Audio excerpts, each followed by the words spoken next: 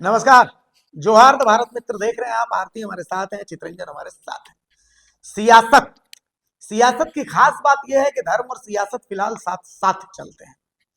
भाई निशा उरांव जो कहते हैं कि सरना और सनातन एक है, और एक और ऐसा नाम है जो यही बात कहता है कि भाई साहब मैं तो महादेव के भक्त हूँ। वो है निशा भगत। अब निशा भगत वैसे तो गुमला से चुनाव लड़ चुकी हैं और गुमला से उनका ताल्लुक भी है, लेकिन इस बार वो रामनवमी मनाने चान्हो पहुंचे। चान्हो मांडर विधानसभा का एक हिस्सा है। क्या ये महज बस संयोग है? ये क्या इत्तेफाक है या प्रयोग है, क्या है? ये तो अभी दिखाएंगे, तस्वीरें देख लीजिए पहले। निशा भगत का वहां का जो तेवर है वो भी देख लीजिए।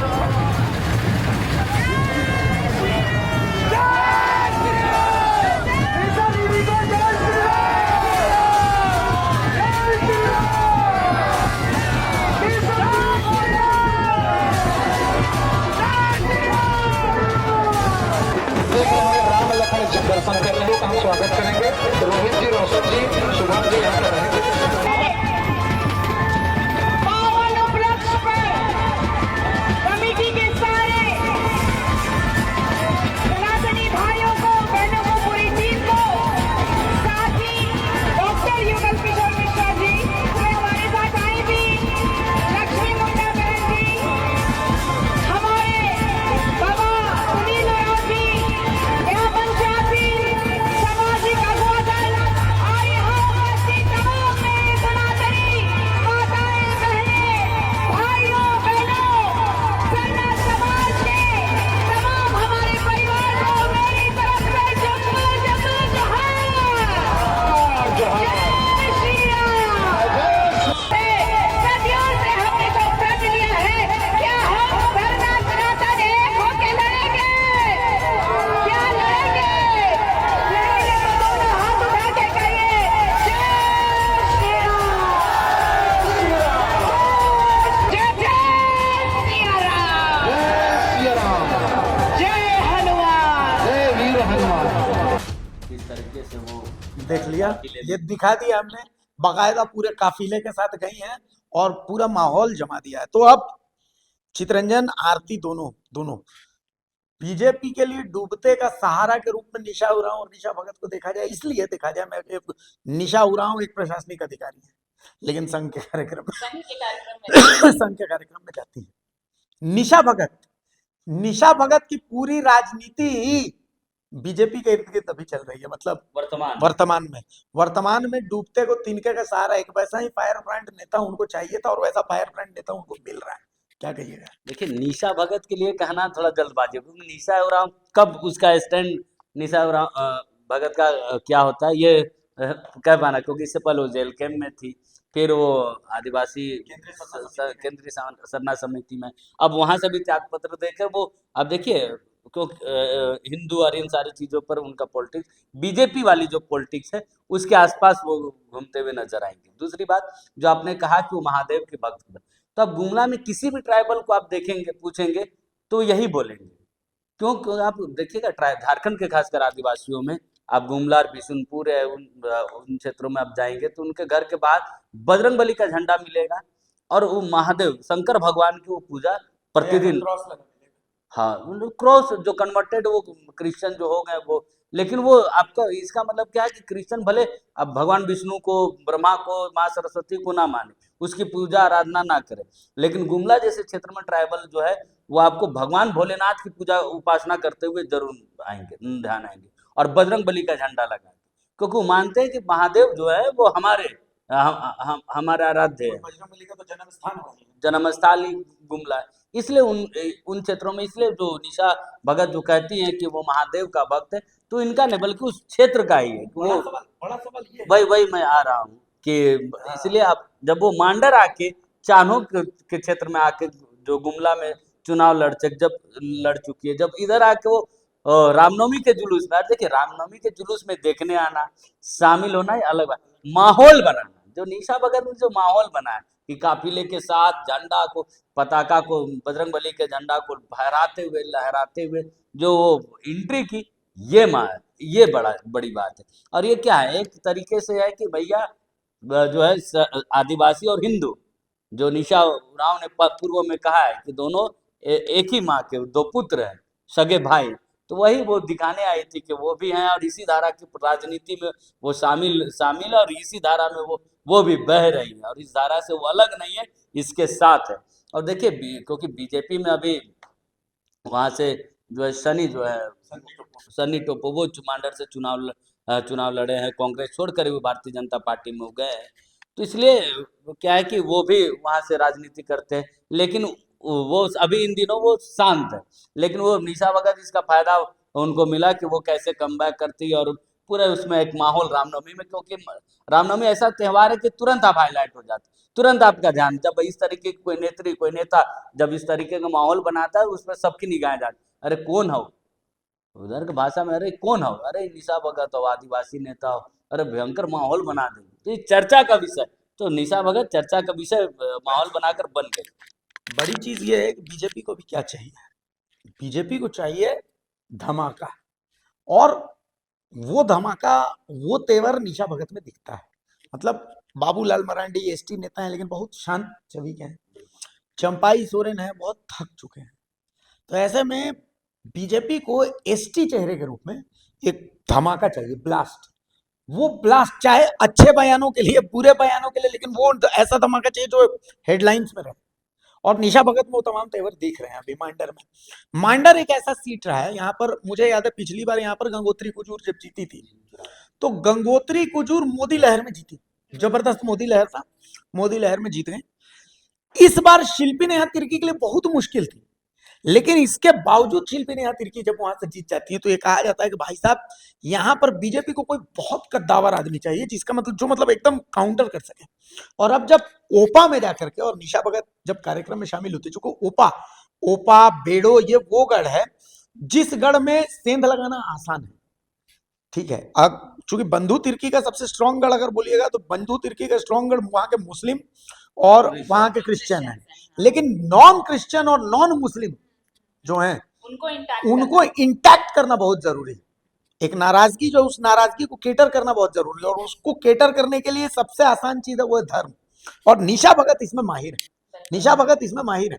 उनका अपना भले वोट बैंक ना रहे, लेकिन अगर उनको किसी पार्टी का बैकअप मिल जाता है, बीजेपी जैसी पार्टी का, तो वो एक बहुत बड़ा फायर ब्रांड चीज हो सकती है। तो क्या निशा भगत ने वहां जाकर के और शिल्पी नेहा तिर्की और बंधु तिर्की को ये सोचने पर मजबूर कर दिया कि क्या निशा भगत नाम का कोई वहां पर आ सकता है?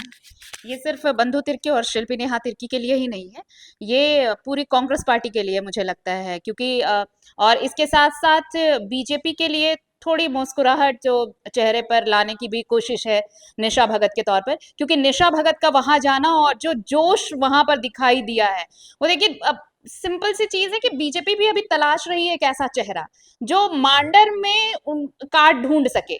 तिर्की नेक्सस जो है उसका कार्ड कैसे? मैं तो कहता हूँ ना कि पूरा जो इलाका है, देखिए लोहरदगा, मैं आपको बता रहा हूँ, देखिए Lohardaga ST seat, Mandar ST seat, Gumla ST seat, Sisai ST seat, Sisai ST seat, Simdega ST seat, Khunti ST seat, ठीक है। इसके अलावा तोरपा एसटी सीट, ठीक है।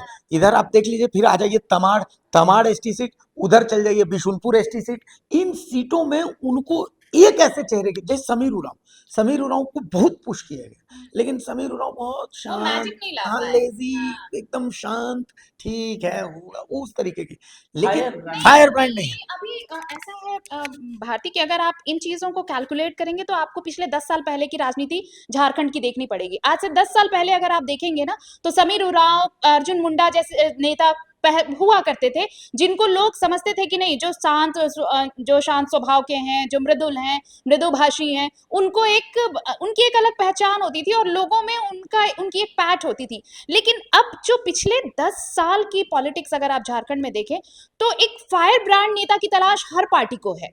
आप जेएलकेएम से उठा लीजिए, अगर जयराम महतो के जितने भी, भले वो चुनाव जीते हो ना जीते हो, जेएलकेएम के जितने भी नेता को आप एक लाइन में खड़ा करिए, सब फायर ब्रांड है। आप अगर उन्हें मंच पर अगर उन्हें जगह दीजिए तो उनको सुनने के लिए हजारों की भीड़ जमा होगी, वो भीड़ चाहिए पार्टी को।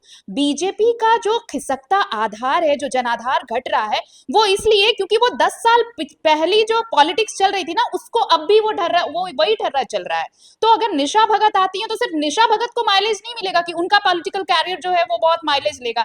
इससे बीजेपी को बहुत बड़ा फायदा होगा कि जो एससी सीटें इंक्लूडिंग मांडर है, उनको वहां पर कैसे एक एसटी चेहरा बिठाया जाए, एक ऐसा चेहरा जो वहां के non Muslim, non ST voters को इंटैक्ट करे, क्योंकि एसटी और मुस्लिम में सेंध लगाना बीजेपी के लिए फिलहाल तो मुश्किल है, 2029 तक तो बहुत मुश्किल है।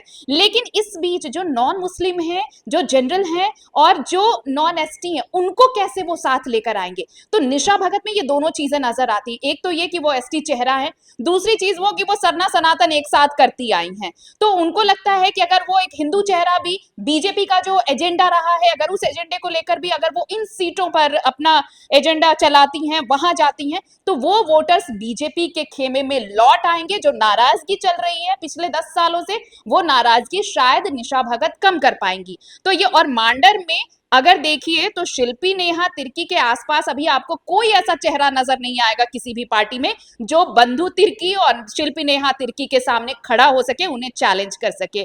लेकिन ऐसे में निशा भगत अगर आती हैं तो वो जो उनका एक्स फैक्टर है ना, लोगों को इकट्ठा करना, लोगों में वो एक एनर्जी लाना, वो एनर्जाइज जब करती हैं तो ऐसा लगता है कि बीजेपी को इसकी जरूरत है। और जब वहां पर पहुंचेंगी निशा भगत, तो ये शिल्पी नेहा तिर्की और बंधु तिर्की के लिए बड़ा चैलेंज होगा कि अगले बार सन्नी टोप्पो नहीं होंगे सामने, अगले बार अगर निशा भगत होती हैं तो शायद इस चैलेंज को पार करना उनके लिए भी नाको चने चबाने जैसी स्थिति हो सकती है। तो इससे फायदा सिर्फ बीजेपी को नहीं होगा। निशा भगत जो अब तक कांग्रेस से जेएलकेएम से केंद्रीय सरना समिति और अब अलग थलग, तो अब जब वो बीजेपी में आएंगे तो उन्हें भी एक ऐसा प्लेटफॉर्म मिलेगा, एक बड़ा मंच मिलने वाला है निशा भगत को भी, जहां से वो अपना एजेंडा चला सकती हैं इनडायरेक्टली बीजेपी के एजेंडे के साथ। इसमें एक चीज है देखिए, क्योंकि अभी परिसीमन भी होना है, इस नजरिए से भी इसको देखना चाहिए। क्योंकि मांडर विधानसभा देखिए, मांडर विधानसभा भी काफी बड़ा विधान, वो भी क्योंकि मांडर का कुछ हिस्सा और कांके विधानसभा का कुछ हिस्सा, जो मैकलुक्सीगंज, राय और मांडर का जो चौक, ये सब जो है एरिया एक अलग विधानसभा बनेगा। तो देखिए इसमें क्योंकि दोनों की राजनीति अलग हो जाएगी। और देखिए बंधु तिर्की जो है ना, वो सिर्फ ट्राइबल और मुस्लिम, क्रिश्चियन और मुस्लिम तो उनके वोटर्स हैं ही, साथ ही साथ क्या है कि उनके अपने बंधु तिर्की का अपना भी वहाँ वोट बैंक है, और उसी वोट बैंक के बूते पूरे झारखंड में सियासत जो है बंधु तिर्की करते हैं। तो देखिए जब परिसीमन होगा, जब विधानसभा का बंटवारा होगा, उस नजरिए से भी निशा भगत देखती है। क्योंकि निशा भगत जो है वो सिर्फ बोलती ना, और हाल के दिनों आप देखेंगे कुछ 10 वर्षों में कि भारतीय राजनीति में बड़ा बदलाव आया। पहले नेता पसंद करते थे शांत स्वभाव, अब वो वैसे नेताओं को लोग पसंद नहीं करता, वैसे नेताओं को पसंद करते जो फायर ब्रांड हो, जो जोश ला दे, जो मोदी युग है ना, हाँ यस, मोदी योगी युग है, इसलिए निशा भगत को बड़ा मंच मिलेगा। निशा भगत के लिए इसलिए भी अच्छा होगा क्योंकि अब तक वो उनकी स्टेबिलिटी, जो सस्टेनेबिलिटी है, वो किसी भी पार्टी में नहीं रही है, चूंकि वो अपना एजेंडा हर जगह चलाना चाहती हैं और पार्टी लाइन, हाँ, कांग्रेस की पार्टी लाइन वो है नहीं जिस पर वो चल रही हैं। जेएलकेएम बिल्कुल उनसे अलग है। अब केंद्रीय सरना समिति आई तो यहाँ पर भी उन्हें सरना करना था, तो यहाँ पर भी उनका अपना एजेंडा नहीं चल पाया। और चूंकि उनके एजेंडे के साथ बीजेपी का एजेंडा मैच करता है, चाहे आप उनका पर्सनल एजेंडा कह लें या फिर अपना वो करियर एजेंडा, उसी को लेकर चलना चाह रही हो वो, तो उनके लिए भी एक बहुत बड़ी बात होगी अगर बीजेपी उन्हें अपने खेमे में लेती है। अभी तक तो इनडायरेक्टली है, लेकिन आने वाले दिनों में ये तस्वीर बिल्कुल साफ होगी, ये बिल्कुल साफ होगी कि भाई उनका बैकअप कौन है। बैकअप के लिए तो सवाल उठेंगे ना भाई कि आप इतने बड़े समारोह में जा रहे हैं, ऐसे आप बड़े बड़े सभाएं कर रहे हैं, तो बैकअप क्या है आपका। तो बैकअप क्या है ये बहुत जल्द सामने आएगा, ये भी आपको, और तब आपको पता चलेगा कि ये जो मंच है ये निशा भगत का मंच तो नहीं है, लेकिन ये जरूर है कि ये मंच निशा भगत के लिए है और ये किसने तैयार किया है। तो आपको क्या लगता है भाई, निशा भगत क्या बीजेपी के लिए वो संजीवनी बूटी बन सकते हैं? क्योंकि उस आधार पर मत तोलिए कि भाई गुमला में उनको कितने वोट मिलते हैं। पार्टी का जब बैकअप मिलता है ना, अगर किसी पार्टी का बैकअप मिलता है तो उसके बाद आपको बहुत सारी चीजें बदल जाती हैं, बहुत सारी चीजें बदलती हैं और लिटरली बदलती हैं। और बीजेपी की जरूरत निशा भगत हो सकती है, निशा भगत की जरूरत तो बीजेपी है ही है, इसमें कोई शक ही नहीं है। तो आपको क्या लगता है इस एनालिसिस में कितनी सच्चाई हो सकती है, हमें कमेंट्स में जरूर बताइएगा। नमस्कार, जोहार।